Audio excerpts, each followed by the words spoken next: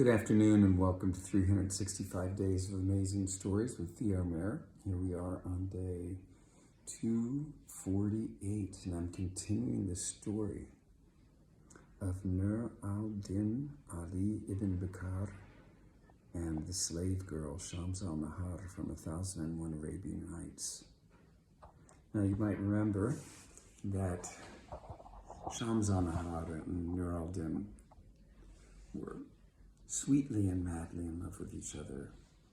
And Abu al-Hassan had arranged their meeting and gotten them together because he had foreseen that they were matches for each other. Shams al-Nahar was a slave girl, one of the favorite women of Harun al-Rashid, the caliph. So this was a very interesting situation. And when they got together, when Shams al-Nahar saw Nur al-Din for the first time at the druggist's shop, Abu al-Hassan, everything just had to go the way it went from there. Now, Abu al-Hassan, they met in the Palace of Pleasure that Harun al-Rashid had built as the quarters and the residing place of Shams al-Nahar. That's where they had met. That's where they'd been entertained by the hospitality of Shams al-Nahar. And in their first meeting, they'd swooned with each other eventually when they embraced, and when they came to, they stood there in each other's arms crying. And Abu al-Hassan had said to them, "How are you behaving? Why don't you enjoy being with each other? Here you are crying while you're in each other's arms. What is it going to be like when you are apart?"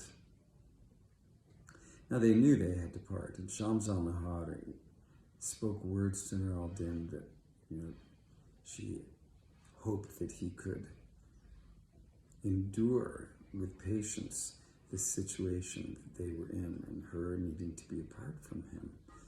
And Nur al-Din had replied something to the effect that he really couldn't live without her love, and that her love was all there really was to him, but that he would bear it as best he could, and wished and hoped for another meeting soon. Now, after this, they shared a meal together, and all this was going on. Wine was brought, and then a maid came with the news that the head guards were at her door. Shams al-Nahar covered their tracks. She was cunning, and knew how to make it look like nothing was going on at all. Our two men had been very much afraid they'd been caught. But here they were, in the chamber. Shams al-Nahar took care of things. She sent the guards away, letting the caliph know that she needed to tidy things up before they came. And when she did this, she returned to Nur al-Din, Abu al-Hassan, and they began talking again. And here, the caliph was going to come no matter what. So something needed to happen. But at that point in time, they were parting, and she was speaking words to Nur al-Din and saying how, she begged him to please be patient and things would work themselves out. Abu al-Hassan kind of gave his blessings on them in hopes that something good would come about from all of this and that they would be reunited. And he did say that it was in the hands of the Almighty itself what would happen at this point in time. Well, with that, Shams al-Nahar had to go. And so she called a maid, and she told the maid to take the two men up into an upper gallery. Now, this upper gallery had many what can I say, little places where if you needed to, you could hide.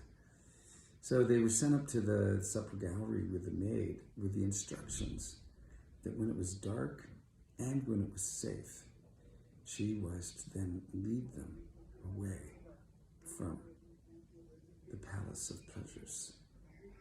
And she agreed to do this, agreed to wait, because I guess it was still, somewhat dusk-like. So there was still light. They could not get away freely without probably being seen. Now this upper gallery, it looked out upon the gallery on one side and out upon the Tigris River on the other. Abu al-Hassan, peeking through the curtains and the railings of this upper gallery, began to watch the goings-ons, the things that were happening beneath him. In the meanwhile, Nur al-Din could not watch. He was beside himself. His heart felt like it had been emptied, and here he was now, wondering, what does he do next? All the while, Shams al-Nahar, on parting, she had said to Nur al-Din, how am I to live through this? I am lost, and I will certainly be found out by the caliph. For how can I meet him as I usually do? How can I sing to him? Or what voice will I find tonight to sing to him? How will I greet him with my heart? How can I entertain him as he is used to being entertained? I cannot. While you go, she said to the two of them, I am going to experience a living hell. After she had said this, she turned and, as best she could, walked away with faltering steps.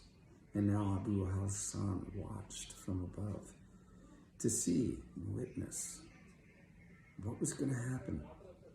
How was Shams al-Nahar to deal with this? And we will hear next what Abu al-Hassan witnessed from up in the gallery. Okay, thanks for joining. Have a good rest of your day.